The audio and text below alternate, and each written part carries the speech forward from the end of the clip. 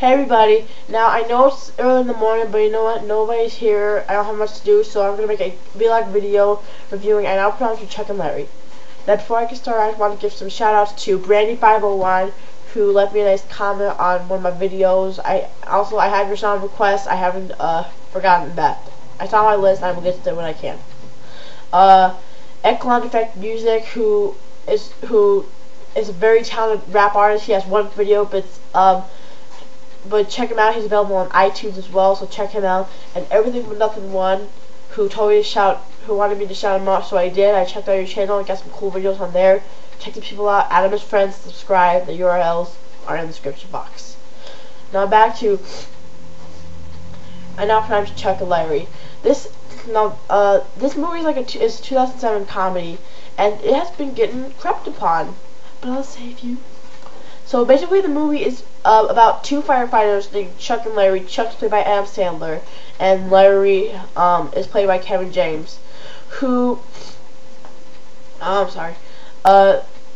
firefighters, and basically Chuck is like this bachelor, womanizing man whore who once seen bangs 5 Hooters girls and a doctor, a hot one, but hot. And Larry is, a single parent.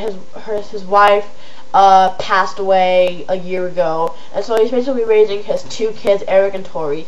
Now Tori is like the sporty girl, and Eric is like this feminine boy who kind of wears glittery clothes and screams and runs away at porn, but he likes musicals and says things like fantabulous or ewy.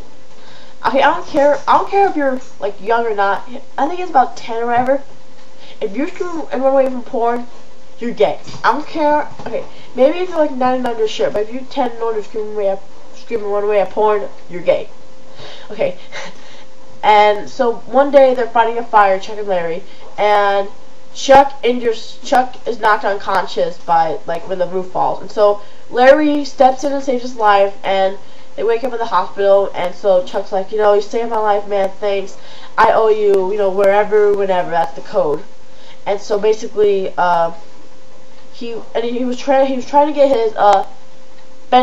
his children as primary beneficiaries in his life insurance policy, and so he went to the place to do that, and the woman, who's actually she's kind of a butthole and kind of crazy at the same time, she says that it can only be changed for 3 events: birth, death, and marriages. You're not married, we contact you when your wife died, you should have responded in that year. And he's like, I was born with my wife, is there anything you can do? And so she says, well, if you get married, then that person will be your primary that person will be your beneficiary. And so after that, and after the hospital thing, he's at home and he reads the newspaper, and so it talks about domestic partnership. And so he goes to Chuck's house and says, I found a way, I won't have to cook the apartment, and I found a way that I can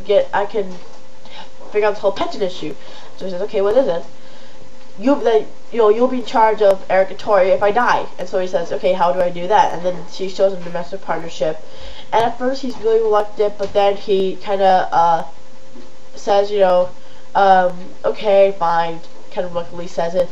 And so they say it's gonna be easy, we will have to come out and say it in front of everybody else. We can I'll just forward your mail, you can live in my place, just that it'll be easy. However, after they start coming up partners, what they basically do, what happens is a city investigator comes and is to suspect fraud, and so he doesn't suspect anything, but he's kind of oh crap. And so they go over to a lawyer played by hot ass Jessica Biel, and who really has a nice badonkadonk. And so basically, she says, they ask him, what kind of trouble, because she tells them a case of when two heterosexuals played homosexuals to get pension, life insurance pension, and so she basically tells them what they got. Like they got like 5 years and 3 years, and so basically says, you know, if you want to legitimize it, you can drive to Canada, get married. So basically from there, it's kind of like, you know, they get investigated by another fraud, played by Steve Buscemi, and you know they get basically their homosexual lifestyle, and they're trying to keep it and their trials and tribulations. Now, like I said, this movie is been getting crept upon, but I don't know why. Apparently, its portrayal of homosexuals was bad, and my sister is crazy in the background. I don't know what she's doing. Woo! She didn't take her pills this morning. So, and yeah, it's being impactful because its portrayal of homosexuals was offensive, and I don't know how it's offensive. Maybe because they're portrayed as sex crazy. I don't know. But other than that, it's really not all that offensive. And because I mean, I like the movie. I mean, it was directed by Dennis Dugan, who was actually pretty good at doing comedies and Adam Sandler movies. He directed Happy Gilmore and Big Daddy, 2 movies I like. By the way, I know Big Daddy, a lot of people hate that movie. I like that movie. I cried at the end. I'm sorry. I like that movie. And what are you doing?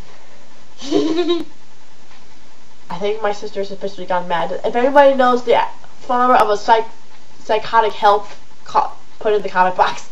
So anyway, and also he directed, Dennis Dugan directed The Benchwarmers, which is one of the funniest comedies I've ever seen. I was laughing out loud when I saw that movie. And it was written by Barry Panaro and Alexander Payne. I did.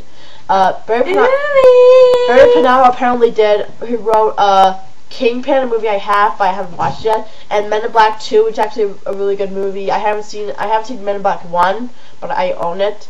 I just recently bought it, but I have seen Men in Black 2. That is a good movie. Ooh-wee. And it was written by Alexander Payne, who made Sideways. Apparently the movie's apparently great. I haven't seen it, but I want to.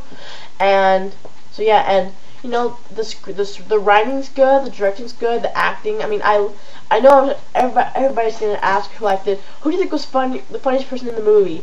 Actually, I mean, it wasn't really neither Adam Sandler or Kevin James. No, it wasn't the Chinese man, but he was funny too. The Chinese man, who was played by Rob Schneider, who apparently Rob Schneider has like a contract or something, because he's in like every one of Adam Sandler's movies. Ignore the phone in the background. Just ignore it. Okay. Sorry. Yeah. Rob Schneider is actually funny, and actually there's, and he's the guy who's the minister at the wedding. What's funny about him is he's kind of like, he kept saying like, the rings are a symbol of eternity, because it is a circle, and he just says that, which I think is really funny. I know they found that portrayal offensive too, but I didn't find it offensive personally. But anyway, the funniest person in the movie was Nick Swartzen, who is from Reno 911. Apparently, I haven't seen that show, but it sounds apparently it's really good. He plays Jessica Biel character's gay brother, and at the end with like the courtroom scene, like the judge asks him like, why did you marry Larry? And the Chuck goes, for love. And then he stands up and goes, that's what I'm talking about, gay love. And then the judge talks about how there's these people that Chuck slept with 16 women while he was a homosexual, and they had to explain that to him. And afterwards he goes, it's right, Rachel, you suck. And afterwards the judge goes, one more and you're out. And then he goes, alright, I'm sorry, you're cool, he sucks, I'm gay, I'm out. I thought that was really funny.